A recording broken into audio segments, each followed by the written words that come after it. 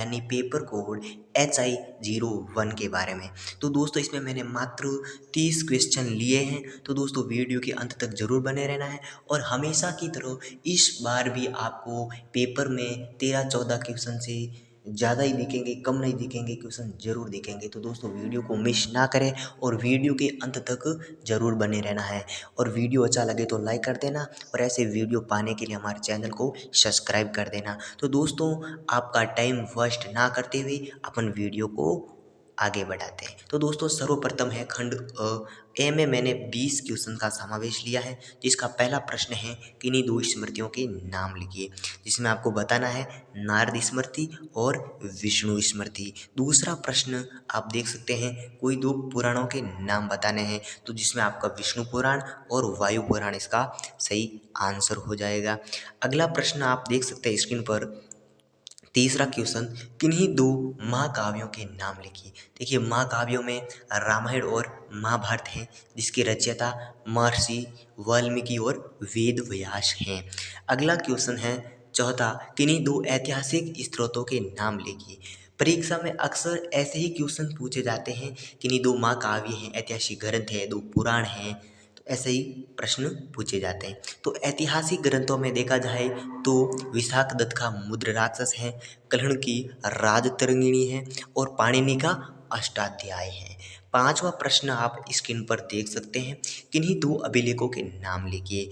तो अभिलेखों की बात की जाए तो रुद्रादमन का जूनागढ़ अभिलेख है, स्कंदगुप्त का जूनागढ़ अभिलेख है और खारवेल का हाथी गुफा अभिलेख है।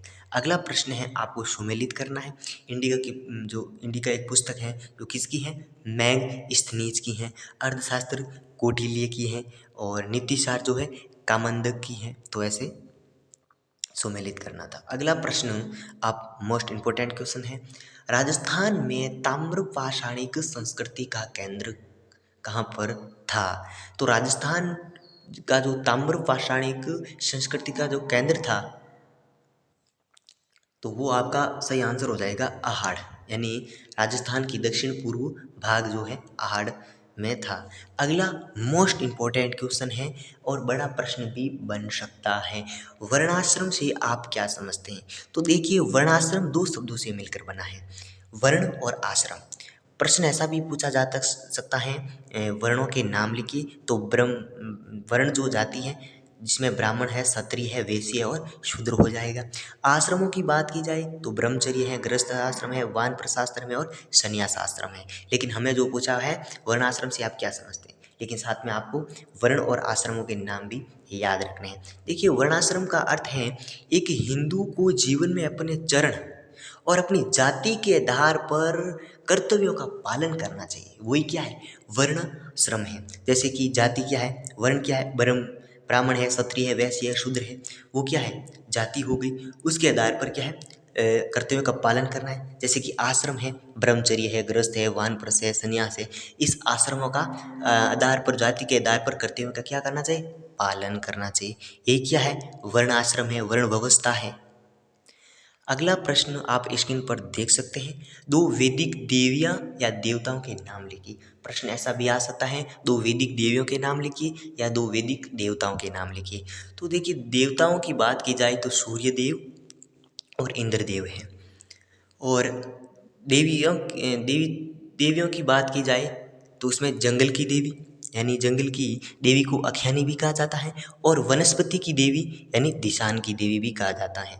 अगला प्रश्न मोस्ट इम्पोर्टेंट क्वेश्चन है, महात्मा बुद्ध का जन्म कहाँ हुआ था। तो महात्मा बुद्ध का जन्म 1563 ईसा पूर्व में लुम्बिनी वन में हुआ था।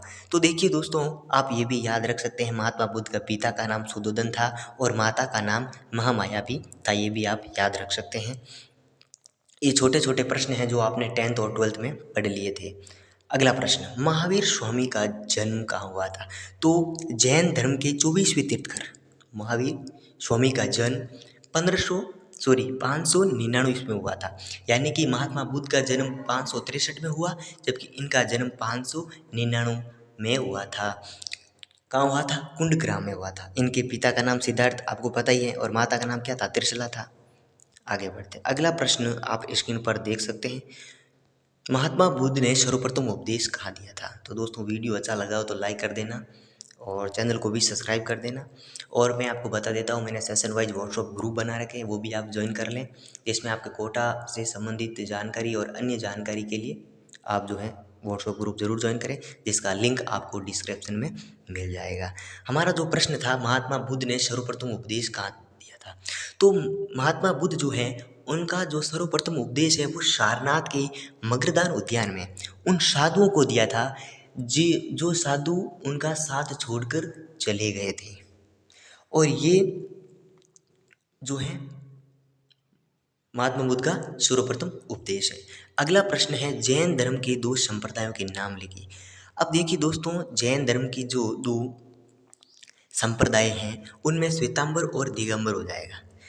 प्रश्न ऐसा भी पूछा जा सकता है आपको इसमें अंतर, तो श्वेतांबर किसे कहते हैं, मतलब अंतर बताना है। तो श्वेतांबर वस्त्र धारण करते हैं, जबकि दिगंबर जो है वस्त्र धारण नहीं करते हैं।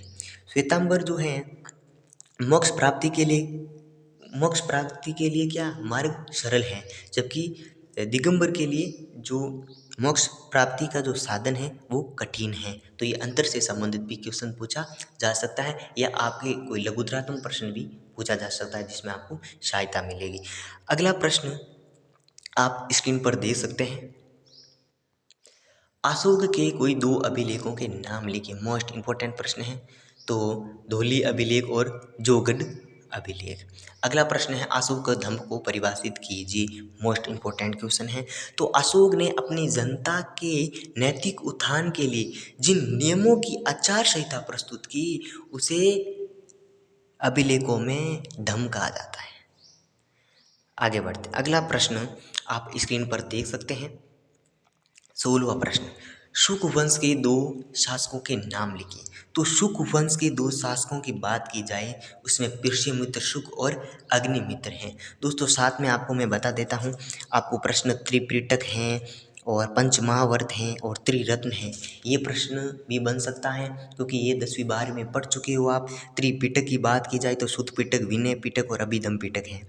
और त्रिरत्नों की बात की जाए तो सम्यक दर्शन है, सम्यक ज्ञान है और सम्यक चरित्र है। पंचमहावर्त की बात की जाए, अहिंसा, सत्य, अस्त्य, अपरिग्रह और ब्रह्मचर्य है। तो ये भी आपको याद रखना है, आप 10वीं 12वीं में पढ़े हो तो आप नहीं भूले होंगे। अगला प्रश्न आप देख सकते हैं, हुण कौन थे? मोस्ट इंपॉर्टेंट प्रश्न है। हुण मध्य एशिया में निवास करने वाली एक प्रबल जाति थी। आगे बढ़ते, अगला प्रश्न 18वां प्रश्न है, कुषाण सिखों की दो विशेषता लिखिए। तो देखिए, कुषाण सिखों की पहली विशेषता क्या थी? ये शुद्धता की दृष्टि से उत्कृष्ट हैं, और सर्वप्रथम भारत में सोने के सिक्के भी कुषाण शासकों ने चलाए थे। अगला 19वां प्रश्न है, हंसवर्धन द्वारा लिखित दो पुस्तकों के नाम लिखिए। हंसवर्धन एक राजा के साथ साथ एक अच्छा लेखक भी था, कवि भी था, जिसने नागानंद, प्रियदर्शिका और रत्नावली जैसी रचनाओं लिखी थी। अगला अंतिम क्वेश्चन आपका बन जाता है गिल्ड यानी श्रेणी, यानी प्रश्न श्रेणी क्या है या गिल्ड क्या है, ऐसा भी प्रश्न आ सकता है। तो विभिन्न व्यवसायों की अपने अपने संगठन थे, जिन्हें श्रेणी कहा जाता है। उद्योग में काम करने वाले व्यक्ति की संस्था होती थी। अब जो श्रेणी है उसमें, इस श्रेणी एक उद्योग है, उद्योग में व्यक्ति क्या करते थे, काम करते थे, उनकी एक संस्था होती थी, जिसकी तुलना मध्य यूरोप की गिल्ड से की जा सकती है। अगला बात अपन करते हैं, अपन का जो खंड ब आ जाता है, इसमें ब और स के प्रश्न मैंने लिए हैं। तो दोस्तों इसमें मैंने जो है प्रश्न लिए हैं 15, लेकिन आपको मैं जो 10 क्वेश्चन बताता हूँ वो आप पढ़ लेना। बाकी कोई चाहता है मैं ज़्यादा पढ़ना चाहता हूँ, तो इसके लिए मैंने 15 क्वेश्चनों का भी समावेश लिया है। तो दोस्तों इसमें कौन कौन से प्रश्न पढ़ने हैं, कम प्रश्न में अच्छे अंक प्राप्ति कैसे की जा सकती है। तो दोस्तों सबसे पहले तो आपको प्रश्न जो पढ़ना है वो पढ़ना है अशोक के धाम, धम होगा यहाँ पर, धम का मूल्यांकन कीजिए। या प्रश्न ऐसा आ सकता है, अशोक की धार्मिक नीति की विवेचना कीजिए। आपको वही चीज़ें लिखनी है। अशोक के धम्म यानी कोई भी प्रश्न पूछा जा सकता है, अशोक का धम्म का मूल्यांकन या अशोक की धार्मिक नीति की विवेचना कीजिए। एक प्रश्न तो आपको ये पढ़ना है। दूसरा प्रश्न आपको पढ़ना है मौर्य प्रशासन पर एक लेख लिखिए। प्रश्न मौर्य प्रशासन या गुप्त प्रशासन भी आए तो आपको मिला के वही बातें लगभग लिखनी है। तो ये आपके दो प्रश्न तैयार हो गए। तीसरा प्रश्न आपको मोस्ट इम्पोर्टेंट है, त्रिपक्षीय संघर्ष के बारे में आप क्या जानते हैं। जो तीन पक्ष थे उन पक्षों के बारे में जो युद्ध हुआ था उस युद्ध का आपको वर्णन करना है, मोस्ट इम्पोर्टेंट क्वेश्चन है। चौथा क्वेश्चन आप जो याद करेंगे वो होगा आपका पांचवा, गुप्त राजवंश के पतन के क्या कारण थे, कारणों की विवेचना करनी है, मोस्ट इम्पोर्टेंट क्वेश्चन है। अगला जो प्रश्न है, छठा प्रश्न मोस्ट इम्पोर्टेंट क्वेश्चन है, मगध साम्राज्य के उत्थान पर एक लेख लिखिए। ये जो मगध का जो उत्थान हुआ था उन पर आपको एक लेख लिखना है। अगला प्रश्न है देखिए, जैन या बौद्ध धर्म से संबंधित एक प्रश्न जरूर आएगा, या जैन की शिक्षाएं आओ या बुद्ध की शिक्षाएं आओ या कैसा भी प्रश्न पूछा जा सकता है। इसमें से छोटा टॉपिक भी लिया जा सकता है, तो वो भी आप ध्यान रखना। इस दोनों में से एक क्वेश्चन तो आपका जरूर दिखेगा, चाहे जैन से संबंधित हो या बौद्ध से संबंधित हो। अगला जो प्रश्न बनेगा, आपको कनिष्क की उपलब्धियों का मूल्यांकन कीजिए। चाहे कनिष्क की उपलब्धियां पूछे या हंसवर्धन की पूछे या किसी की पूछे, एक ही उपलब्धियां पूछेगी, जिसमें मैंने हंसवर्धन और कनिष्क को चुना है तो ये भी मोस्ट बनता है। अगला जो आपको प्रश्न पढ़ना है वो पढ़ना है सिंधु घाटी सभ्यता।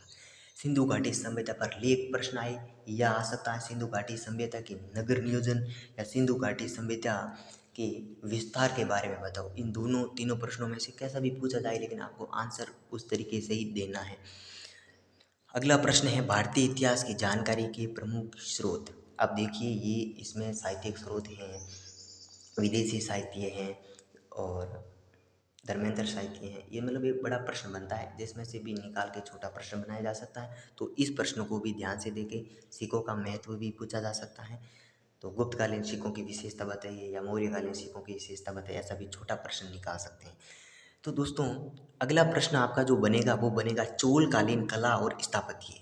ये भी आप याद रखना, चोलकालीन हो मौर्यकालीन हो, कैसा भी आपको कला और स्थापत्य से संबंधित ऐसा प्रश्न आएगा तो एक प्रश्न तैयार कर लें, जिसमें आप हर प्रश्न में आप थोड़ा मिला जुला के ऐसा लिख सकते हैं। तो दोस्तों कुछ इस प्रकार से था खंड ब, जिसमें आप